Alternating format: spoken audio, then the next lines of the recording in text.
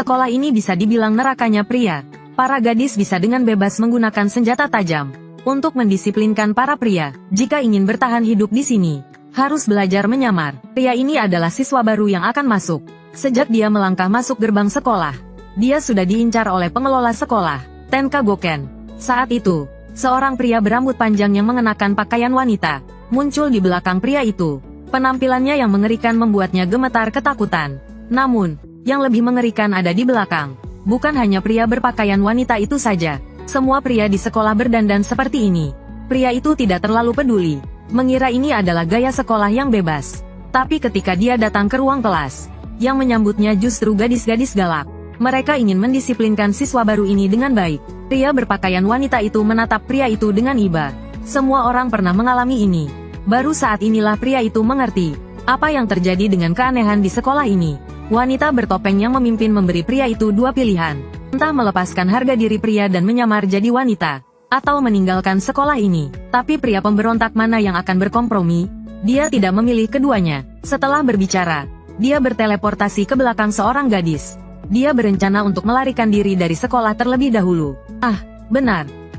Celana dalamnya berwarna ungu. Berpakaian sangat mencolok. Sampai jumpa lagi. Wanita bertopeng itu mengejar tanpa henti. Sebelum mendapatkan pengakuan dari Tenka Goken, pria itu tidak bisa pergi kemanapun. Menyadari tidak bisa melarikan diri, pria itu menyerah melarikan diri. Tapi wanita bertopeng itu menyerang berulang kali tanpa hasil, hingga wajah pria itu tergores. Dia baru mengeluarkan senjata rahasia dari sakunya. Tadi hanya pemanasan, sekarang pertarungan yang sebenarnya. Terlihat pedang wanita bertopeng itu mengenai sarung tangan pria itu. Tidak menimbulkan kerusakan apapun. Pria itu memanfaatkan kesempatan dan meletakkan tangannya di pinggang wanita bertopeng itu. Tapi tidak terjadi apa-apa. Pria itu memberinya pilihan, letakkan senjata dan menyerah segera. Karena dia sedang menodongkan pistol padanya.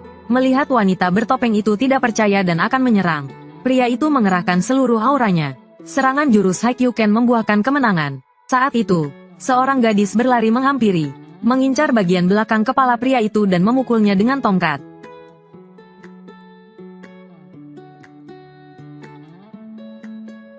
Sudah ku bilang, kenapa aku disalahkan? Orang yang mencium duluan jelas-jelas kamu. Kau tenanglah sedikit, Kak. Tidak boleh membunuh orang di sekolah. Tidak, dia hampir menangis. Kamu, pria ini adalah hidung belang yang diakui seluruh sekolah. Para gadis bahkan tidak berani mendekat sembarangan. Terlalu dekat dengannya bisa saja hamil. Mengerikan sekali. Orang ini sudah jatuh ke titik ini ya. Jangan melihatku. Belum lama ini, pria itu menindih wanita bertopeng di tanah. Awalnya tidak ingin melakukan apapun. Namun, serangan itu digagalkan oleh Ping Hair yang datang membantu dan memukulnya hingga pingsan. Namun, yang benar-benar membuat reputasinya buruk adalah kejadian selanjutnya. Untuk mendapatkan izin keluar sekolah, pria itu harus menemui wanita bertopeng itu lagi. Namun, sejak keduanya berciuman, pria itu membawa makanan ringan dan diam-diam menyelinap ke asrama wanita. Saat itu, wanita bertopeng itu sedang menghadap bantal, melampiaskan kemarahannya, menyebut pria itu hidung belang. Namun dia berdiri tegak menghadap pintu. Tapi siapa pria itu? Mana mungkin dia melakukan hal yang biasa saja? Terlihat dia tidak mengambil jalan biasa dan melompat masuk dari jendela. Wanita bertopeng yang sedetik sebelumnya masih berpura-pura serius, begitu melihat hadiah makanan ringan, dia sedikit tidak bisa menahan diri. Pria itu pertama-tama memuji wajah cantiknya di balik topeng, membuatnya tersipu malu. Kemudian langsung ke intinya, meminta izin keluar. Wanita bertopeng itu bahagia. Pria itu meraih kerah bajunya. Namun sayang, kualitas piyamanya kurang bagus. Adegan ini di mata orang lain benar-benar menjijikkan. Melakukan hal yang tidak senonoh pada wanita lemah tak berdaya. Ping Hair yang tidak tahan lagi membunyikan alarm, mengejar pria itu sampai ke alun-alun. Curly Hair yang kebetulan lewat sedang khawatir tidak ada kesempatan untuk berjasa. Meskipun tidak akur dengan Ping Hair, tapi terpaksa untuk sementara bekerja sama. Namun, mereka sama sekali tidak memiliki kerjasama tim. Pria itu menggunakan jurus Kamehameha dengan cepat dan mudah, menyelesaikan masalah, bahkan menerbangkan rok Ping Hair hingga memperlihatkan celana dalamnya. Pria itu berjalan ke arah mereka dengan senyum sinis. Ketiganya langsung teringat akan apa yang dilakukannya pada wanita bertopeng, dan mulai menangis ketakutan. Adegan ini terlihat jelas oleh semua gadis di sekolah. Kali ini, reputasi pria itu benar-benar hancur. Di sekolah protagonis pria ini, yang mengelola peraturan sekolah bukanlah guru, melainkan 5 siswi yang disebut Tenka Goken.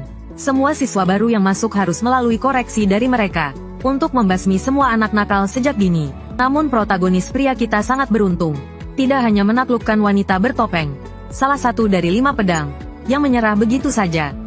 2 kandidat 5 pedang juga tidak luput dari cengkeramannya. Jadi semua orang tidak berani mendekati hidung belang tua ini. Bahkan merasa terlalu dekat dengannya bisa saja hamil. Jangan lihat aku, namun protagonis pria kita melihat buku panduan latihan masa muda dengan wajah acuh tak acuh. Namun Xiao Mei menyuruhnya untuk berhati-hati terhadap gadis berseragam hitam bernama Permaisuri. Karena dia jauh lebih kuat dari 5 pedang. Bahkan jika wanita bertopeng dan si pirang tsundere bekerja sama, mereka akan langsung dikalahkan oleh Permaisuri dalam sekejap. Ini membuat protagonis pria teringat akan pria yang dulu menekannya ke tanah. Kalau begitu, ini jadi menarik. Keesokan harinya, wanita bertopeng muncul di asrama pria pagi-pagi sekali. Protagonis pria mengira dia datang untuk membalas dendam lagi. Bergegas keluar pintu. Tampak seperti ada sesuatu yang lupa dipakai. Namun wanita bertopeng itu mengatakan bahwa kedatangannya hari ini hanya untuk pemeriksaan rutin. Kemudian dia mulai menggeledah tas sekolah pria itu. Setelah diperiksa, tidak ditemukan apapun. Saat itu, Curly Hair datang memimpin Golden Hair dari 5 pedang untuk membalas dendam. Dengarkan baik-baik, dia menginjak-injak asrama wanita yang suci, mencemari dan mengacaukannya. Dirimu, Nai-Nai, dan adik perempuanku juga, ditelanjangi, diikat, dan didorong ke tanah. Berniat untuk melakukan sesuatu yang buruk pada kalian. Protagonis pria mengatakan, dari mana kamu mendengar versi baru ini? Mendengar perkataan Golden Hair ini, wanita bertopeng itu awalnya ingin menjelaskan. Tapi Golden Hair mengatakan tidak mau mendengarkan. Dan langsung menyuruh protagonis pria pergi ke sekolah duluan. Sisanya serahkan padanya, karena wanita bertopeng ingin mengoreksi protagonis pria dengan caranya sendiri, bukan dengan kekerasan. Golden Hair kemudian menyuruh Curly Hair untuk mengejar protagonis pria, dan dia sendiri tinggal untuk memainkan pedang ala barat. Curly Hair mengejar sambil menyerang dengan cambuk panjang, namun setiap kali berhasil dihindari oleh protagonis pria dengan mudah. Protagonis pria segera mengeluarkan rokok 7 serigalanya, dan dengan kuat melemparkannya hingga melilit cambuk panjang Curly Hair, langsung menarik Curly Hair ke hadapannya. Namun Curly Hair tiba-tiba mengeluarkan busa dari mulut dan pingsan. Protagonis pria bingung, mendongak ke bawah dan melihat. Dulu ada mengamati burung di bawah bulan, sekarang ada mengamati burung di bawah matahari. Adegan ini kebetulan terlihat oleh Permaisuri yang lewat. Selesai, kali ini tidak bisa dijelaskan. Di sisi lain, wanita bertopeng kalah dari Golden Hair karena demamnya. Golden Hair mengejeknya sebentar lalu pergi begitu saja. Sementara protagonis pria di sini tercengang. Wajah Permaisuri ini dan wajah pria yang dulu menekannya ke tanah, pria. Kecuali rambutnya lebih panjang, benar-benar identik.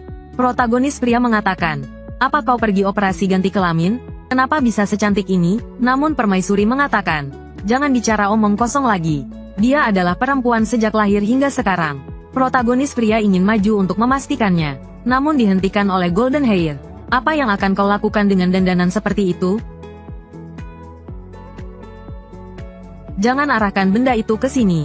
Melihat adiknya yang pingsan di tanah, Golden Hair dengan kejam mengatakan akan mengubah protagonis pria menjadi babi dikebiri. Dan Permaisuri juga memanfaatkan kesempatan ini untuk melarikan diri dari tempat kejadian. Bersembunyi di samping dengan jantung berdebar kencang, si mata sipit penghapus papan tulis mendengar suara pertempuran dengan telinga tajamnya. Tsundere Golden Hair dan protagonis pria sudah mulai berkelahi. Ilmu pedang barat yang aneh ini bagi protagonis pria tampak agak sulit. Benar-benar tidak bisa dipahami, dipukuli habis-habisan secara sepihak. Karena protagonis pria sama sekali belum pernah bersentuhan dengan ilmu pedang barat, sama sekali tidak mengerti. Golden Hair berencana untuk menghabiskan stamina protagonis pria seperti ini. Golden Hair terus menyerang hingga pemenangnya ditentukan. Saat ini, protagonis pria tiba-tiba teringat sesuatu, memutuskan untuk berjudi, dan dengan ganas menyerbu ke arah gadis berambut pirang. Golden Hair tidak menyangka protagonis pria begitu terburu-buru untuk dikebiri olehnya, dan menusukkan pedangnya ke arah pinggang protagonis pria. Protagonis pria tersenyum sinis, ternyata mengeluarkan buku panduan latihan masa muda. Ternyata untuk menghindari pemeriksaan wanita bertopeng, protagonis pria menyimpan barang bagus di tubuhnya, kemudian membanting buku panduan itu ke kepala Golden Hair. Kemudian jurus andalan yang familiar, memukul Golden Hair hingga terpental jauh. Protagonis pria mengatakan, kamu tidak akan pernah tahu kekuatan pengetahuan. Golden Hair terduduk lemas dan berkata, mohon lebih lembut padaku. Protagonis pria mengatakan tidak tertarik. Lebih baik belajar lebih banyak pengetahuan. Sebagai bunga sekolah, hatinya sangat terpukul. Wanita bertopeng saja kamu rela mencium. Dua kandidat yang tidak sebaik diriku juga rela kamu lihat. Saat ini kamu malah mengatakan tidak tertarik padaku. Ini benar-benar penghinaan bagiku. Cukup, setidaknya sentuh sedikit dadaku. Ayo, cepat. Tidak mau, aku bukan orang seperti itu. Kalau begitu, mau tidak mau aku harus mengeluarkan stempel izin masuk. Protagonis pria ingin keluar masuk sekolah dengan normal. Harus mendapatkan stempelnya di kartu izin masuk. Pria itu panik saat ini. Apa yang harus dilakukan? Apa yang harus dilakukan? Tangannya benar-benar tidak terkendali. Tepat saat itu. Tidak bertemu sebentar. Apa yang kamu lakukan? Dasar cabul. Tidak, aku belum melakukan apapun. Cukup, jangan banyak bicara. Aku mau. Kemudian, kilatan pedang, Golden Hair maju untuk membantu protagonis pria keluar dari masalah. Mengatakan bahwa dia sudah menyerah begitu saja. Protagonis pria tidak melakukan apapun. Ini cukup untuk membuktikan bahwa dia adalah orang baik, dan setuju untuk memberinya stempel, dan juga akan melakukan koreksi terpisah pada protagonis pria mulai sekarang. Kemudian kedua gadis itu mulai bertengkar untuk memperebutkan protagonis pria. Protagonis pria mengatakan, aku terlalu sulit. Sekarang protagonis pria bahkan makan siang. Kedua gadis itu harus menemaninya. Angin bertiup, rumput bergoyang. Pemandangan masa muda tetaplah indah. Saat ini, seorang loli berkacamata hitam muncul di lapangan olahraga. Dan dia adalah salah satu dari 5 pedang Tenka, si loli berkaki pendek. Baru saja kembali dari berwisata di Hawaii. Dia memperhatikan bahwa kedua anggota 5 pedang sudah dikendalikan oleh protagonis pria. Setiap hari, mereka menggunakan alasan koreksi untuk bermain dengan protagonis pria. Loli berkaki pendek memutuskan untuk mengatur mereka secara pribadi, maka dia mengikat Xiao Mei dengan alasan mengganggu ketertiban dan menunjukkannya kepada publik. Xiao Mei sebagai sahabat protagonis pria, pasti ingin mencari cara untuk menyelamatkannya, maka dia harus mengikuti kompetisi sumo. Loli mengatakan bahwa wanita bertopeng dan Golden Hair juga harus ikut berpartisipasi. Jika memenangkan pertandingan, dia akan melepaskan Xiao Mei dan memberikan stempel izin keluar sekolah. Protagonis pria menerima tantangan dengan cara menyerah begitu saja ini. Kemudian Loli mengirimkan 3 pengikutnya. Tidak disangka Loli juga bisa jurus pemanggilan, dan langsung memanggil arena pertandingan. Kemudian memberikan perlengkapan sumo kepada mereka. Protagonis pria tidak sabar ingin memakainya, namun diberitahu untuk memakainya di luar pakaian biasa saja. Dalam sekejap, protagonis pria dengan cepat mengenakannya dengan metode yang terampil. Namun kedua gadis itu juga menunjukkan senyum aneh karena hal ini. Ternyata mereka ingin protagonis pria membantu mereka mengenakannya. Terlihat celana sumo melewati antara kedua kakinya. Golden Hair di samping melihatnya dengan semangat yang membara. Wanita bertopeng berbalik, bertanya apakah seperti ini sudah cukup. Protagonis pria menyuruhnya membuka kedua kakinya. Jangan diikat terlalu kencang. Jika tidak terlalu kencang, nanti akan lepas. Suara napas yang aneh. Protagonis pria menyuruh wanita bertopeng itu untuk merendahkan pinggangnya sedikit, agar mudah ditarik ke atas. Jika terus seperti ini, wanita bertopeng itu mungkin akan pingsan lagi. Benar saja, dia ambruk ke tanah. Namun untungnya sudah selesai dipakaikan. Wanita bertopeng sudah pergi, maka selanjutnya adalah Golden Hair. Golden Hair dengan cepat menolak, mengatakan biarkan wanita bertopeng saja yang membantunya. Kesempatan langka, mohon dengan sangat untuk kamu mencobanya. Bagaimana bisa jadi seperti ini? Di sekolah protagonis pria ini, yang mengelola peraturan sekolah bukanlah guru, melainkan 5 siswi yang disebut Tenka Goken. Semua gadis boleh membawa pedang ke sekolah, dan semua pria harus memakai riasan tebal dan mencolok. Bisa dibilang nerakanya pria, namun protagonis pria kita adalah pengecualian. Untuk mendapatkan stempel izin keluar sekolah dari tangan 5 pedang, berhasil menaklukkan wanita bertopeng, salah satu dari 5 pedang, dan si pirang tsundere dengan sempurna.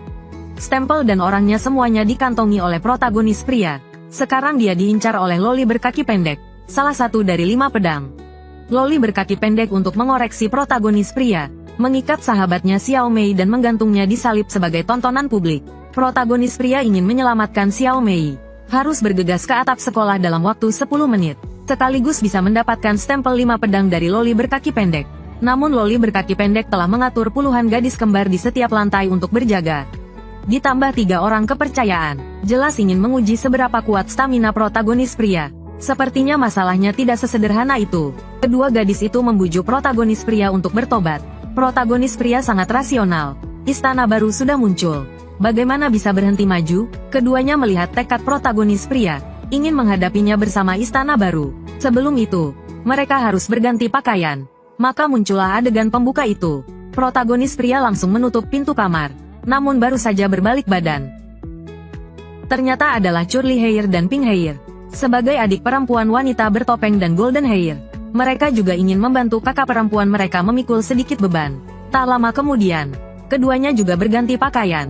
Mendengar bahwa adik-adik perempuan sudah maju, keduanya sedikit khawatir, namun menghadapi puluhan gadis kembar. Jelas mereka sangat lihai dan dengan mudah menanganinya. Sekarang hanya tersisa 3 orang kepercayaan.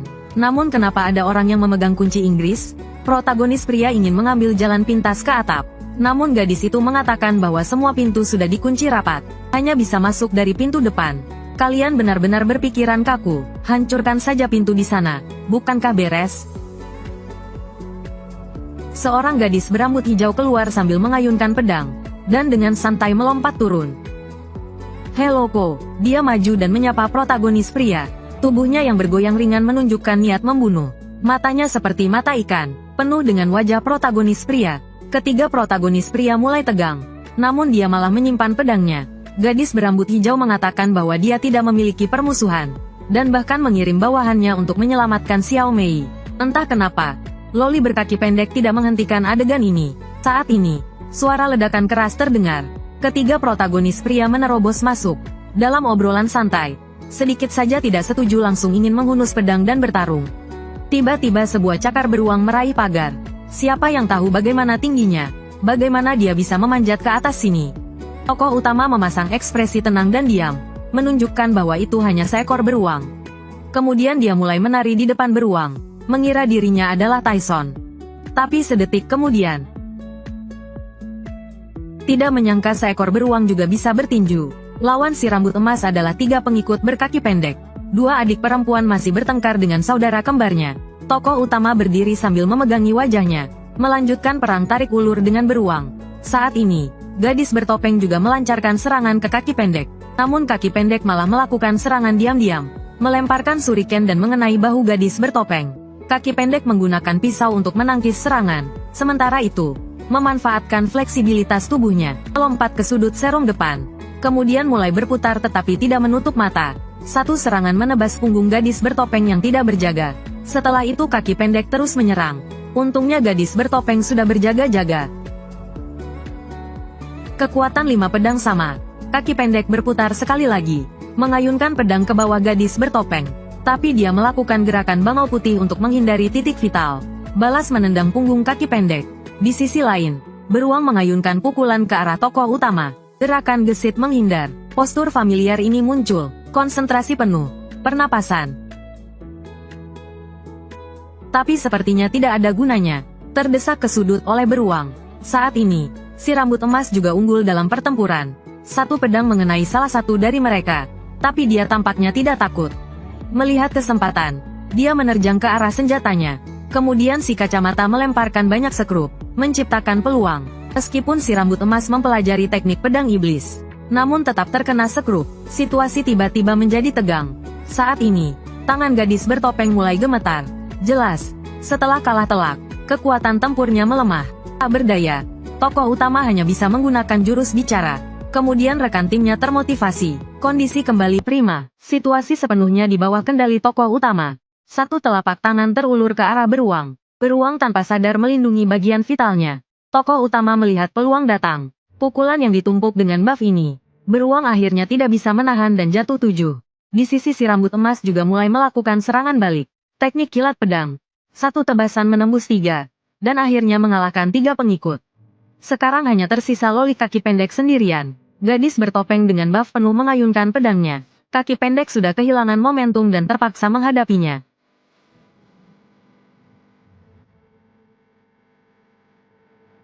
Pada akhirnya, Loli kaki pendek kalah telak. Saat ini, tokoh utama mengeluarkan celana dalam. Dia meminta gadis-gadis untuk membantunya memakaikan celana dalam pada Loli kaki pendek. Namun gadis-gadis itu kembali menghunus pedang dan mengarahkannya padanya. Setiap gerakannya, membuat semua gadis di sekolah menjadi gila karenanya. Hanya menguap di kelas, gadis-gadis semua menganggapnya sangat tampan. Gadis-gadis dari kelas sebelah datang untuk menonton bersama. bahkan hanya pergi ke toilet. Gadis-gadis sudah berbaris beberapa baris. Hanya karena pria ini, dengan satu pukulan Ko beruang seberat 3 ton. Tetapi beberapa orang tidak bisa senang. Tong Chuka langsung meledak. Aura kuat yang terpancar dari tubuhnya membuat tokoh utama tanpa sadar menutup mulutnya. Keduanya untuk menarik perhatian tokoh utama, secara khusus mengganti pakaian untuk menemuinya. Gadis bertopeng mengenakan seragam baru, sedangkan si rambut emas mengganti parfum baru. Namun diabaikan sepenuhnya oleh tokoh utama. Kedua gadis itu mengadakan pertemuan untuk ini, memarahi tokoh utama dengan sangat kejam. Semakin marah semakin dalam cinta. Mereka berdua tidak mengakui bahwa mereka menyukai tokoh utama. Dua adik perempuan makan melon dengan gembira di samping, menunjukkan bahwa kami juga berpikir begitu. Kemudian pertemuan mengkonfirmasi rencana untuk mengoreksi tokoh utama, memutuskan untuk meningkatkan upaya untuk mendisiplinkan tokoh utama. Saat ini, hati tokoh utama bergetar, menunjukkan firasat buruk. Saat ini, Xiao Mei tiba-tiba menemukan bayangan cantik muncul di belakang tokoh utama.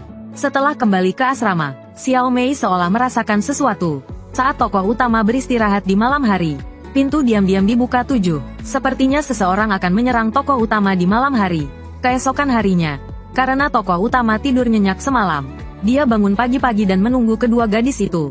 Gadis-gadis bersiap untuk memeriksa tokoh utama. Tapi tokoh utama langsung merayu, memuji pakaian gadis bertopeng. Dia sangat menyukainya. Jantung kecil gadis bertopeng berdebar kencang. Kemudian dengan kasar mencium si rambut emas, menunjukkan bahwa aroma tubuhnya membuatnya sangat bersemangat. Ya ampun, keduanya benar-benar dikendalikan oleh tokoh utama. Setelah selesai berbicara, dia pergi dengan angkuh. Tapi kemudian dipanggil kembali oleh mereka. Ide untuk meningkatkan upaya terhadap tokoh utama langsung hilang. Tapi pemeriksaan rutin tetap harus dilakukan. Saat memeriksa barang-barang tokoh utama, sebuah foto ditemukan dari tubuh tokoh utama. Gadis bertopeng terkejut selama setahun penuh setelah melihatnya. Tokoh utama sedikit bingung. Gadis bertopeng langsung mengatakan bahwa dia adalah bajingan. Air mata sudah mengalir dari sudut matanya. Apa ini? Si rambut emas melihat dari dekat. Wajah kedua gadis itu jelas sangat malu, tapi terlihat sangat marah. Tokoh utama yang bingung juga ingin melihat apa sebenarnya itu. Selesai. Kali ini melompat ke sungai kuning pun tidak akan bisa membersihkannya 7. Di foto, tokoh utama dan si rambut hijau berpakaian lusuh. Tokoh utama dengan panik menjelaskan bahwa ini adalah kesalahpahaman. Gadis-gadis sama sekali tidak mendengarkan. Sekarang hanya ingin memotong benda itu darinya. Kemudian kedua gadis itu mengejar tokoh utama dengan pisau. Dalam proses melarikan diri, dia teringat pada si rambut hijau yang imut dan bodoh itu. Dia juga salah satu dari 5 pedang terhebat di dunia. Saat berlari, tanpa sengaja dia menabrak makhluk tak dikenal. Ternyata itu adalah loli kaki pendek dan beruangnya. Saat ini, gadis bertopeng dan si rambut emas juga semakin dekat. Kemudian keduanya yang datang tidak melihat sosok tokoh utama, hanya melihat kaki pendek dan beruang di depan. Terpaksa keduanya harus mencari di tempat lain. Ternyata beruang menggunakan tubuhnya untuk menghalangi dan membantunya lolos dari malapetaka. Tapi ekspresi malu-malu beruang ini maksudnya apa? Kaki pendek mengetahui dari tokoh utama alasan dikejar dan ditebas. Kaki pendek mengatakan itu karena kamu terlalu kuat, jadi diserang diam-diam oleh si rambut hijau di malam hari. Dengan begitu, gadis bertopeng dan si rambut emas akan benar-benar putus asa padanya. Terpaksa tokoh utama mulai mengingat detail tadi malam. Saat itu, saudara sama sekali tidak bereaksi. Dari foto itu terlihat jelas bahwa itu sudah diedit. Artinya, sekarang yang perlu dilakukan hanyalah mendapatkan foto aslinya. Kemudian dia diam-diam datang ke kamar si rambut hijau. Langkahnya ringan, takut ketahuan orang lain. Tokoh utama menemukan sikat gigi. Ketemu 7. Sekarang saatnya melakukan hal semacam ini, mencari ke seluruh ruangan tidak menemukan bukti yang relevan. Saat sedang tidak berdaya, kaki pendek teringat, saat ini adalah waktu mandi si rambut hijau. Mungkin foto aslinya ada di pakaiannya. Harus segera pergi. Tokoh utama yang tergesa-gesa tidak sengaja menginjak mekanisme, hampir melewatkan adegan yang menarik. Saat ini suara perempuan terdengar dari belakang. Tokoh utama buru-buru bersembunyi. Tokoh utama saat ini menempel erat di pelukan beruang. Sensasi berbulu ini membuatnya sangat ketagihan. Beruang tidak sengaja mengeluarkan suara. Matanya memancarkan kepolosan. Para gadis akan melewati sisi tokoh utama 7. Takut ketahuan, beruang semakin menempel erat, menggoyangkan tubuhnya naik turun. Akhirnya karena menempel terlalu erat, tubuhnya tidak kuat dan jatuh. Kaki pendek melihat ini dan langsung melompat ke depan untuk menghalangi tokoh utama. Barulah terhindar dari ketahuan oleh para gadis. Pada akhirnya tetap menegangkan tapi selamat. Berhasil sampai di kamar mandi perempuan. Saat ini kaki pendek menyadari bahwa gagang pedang si rambut hijau tidak ada pedangnya. Ini berarti ada konspirasi. Tiba-tiba gadis bertopeng B muncul. Dia adalah kepala ninja bawahan si rambut hijau. Senjatanya adalah seruling. Sepertinya dia ahli bermain seruling. Tiupan membutakan ke arah tokoh utama. Tapi pendekar pedang kaki pendek membantunya menangkis. Demi menjaga harga dirinya, dia terpaksa melawan. Tiba-tiba pintu kamar mandi di belakang terbuka. Si rambut hijau berpakaian minim bersiap bergabung dalam pertempuran. Gadis ini tidak suka memakai pakaian saat bertarung. Sebagai lawan, tokoh utama demi keadilan memutuskan untuk bertarung jujur seperti si rambut hijau. Tokoh utama dijebak oleh si rambut hijau. Jadi dia datang ke kamar mandi untuk menghadapinya secara langsung. Si rambut hijau mengatakan bahwa masalah foto itu diatur olehnya. Malam hari mereka datang ke kamar tokoh utama. Kemudian melepaskan jaket tipisnya. Dengan bantuan pengikutnya, sengaja menjebak tokoh utama atas perselingkuhan. Si rambut hijau dengan tenang mengeluarkan kapsul, yang langsung meleleh di mulut. Jangan berpikir macam-macam, fungsi obatnya adalah tidur. Jadi tokoh utama tidak tahu apa yang terjadi. Dan foto yang bisa membuktikan kepolosan tokoh utama, diperkirakan ada di dalam kantong aroma yang dikenakan si rambut hijau. Pada saat yang sama, si rambut emas masih menggunakan teh untuk menghilangkan kesedihan atas perselingkuhan tokoh utama. Gadis bertopeng di sisi ini juga ikut minum. Lanjut. Ini hanyalah teh barley. Minum 1000 cangkir pun tidak mabuk. Hanya ingin melupakan tokoh utama saat ini. Tokoh utama di luar sana membuat para gadis sangat khawatir. Saat ini tokoh utama dan kaki pendek memastikan rencana pertempuran. Lawan tokoh utama adalah si rambut hijau.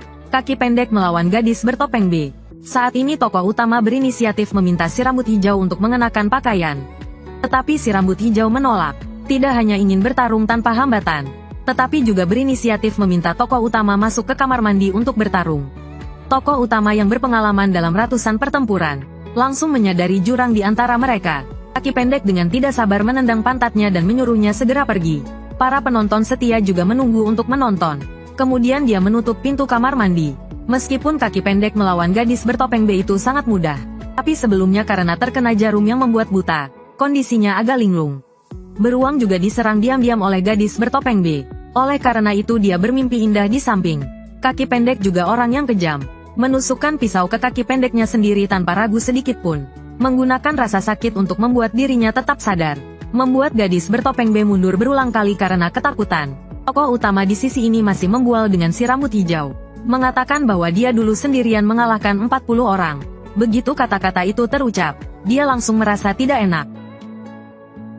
Si rambut hijau yang tampak bodoh. Saat mulai bergerak, dia bahkan tidak tahu bagaimana dia dikalahkan. Hanya satu tebasan pedang membuat tokoh utama sulit menangkis. Untungnya ada sarung tangan yang menghalangi serangan itu. Baru bisa dengan susah payah menahan tebasan pedang itu. Si rambut hijau tidak memberi tokoh utama kesempatan untuk bernapas. Dan kemudian memanfaatkan momentum untuk menebaskan pedang lagi.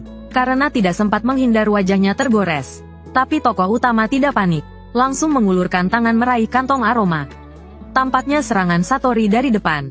Sebaliknya adalah serangkaian tusukan dari belakang. Membuat tokoh utama bingung sepanjang waktu. Ginjal, ginjal, ginjal. Tokoh utama tanpa ragu menatap si rambut hijau. Tubuh putih itu membuat tokoh utama tidak tahu harus mulai dari mana. Dengan santai memuji kemampuan observasi si rambut hijau yang kuat seperti monster. Satori mengatakan semua orang mengatakan itu. Sambil bercanda Satori menyerang lagi. Melalui pertukaran singkat niat pedang, tokoh utama menduga dia menggunakan ilmu pedang gaya Munen. Pada saat yang sama juga menyimpulkan bahwa dia memiliki dua kepribadian. Si rambut hijau memberinya nilai 710 poin. Kemudian menebas kaki tokoh utama lagi. Serangan si rambut hijau membuat tokoh utama tidak dapat menangkis.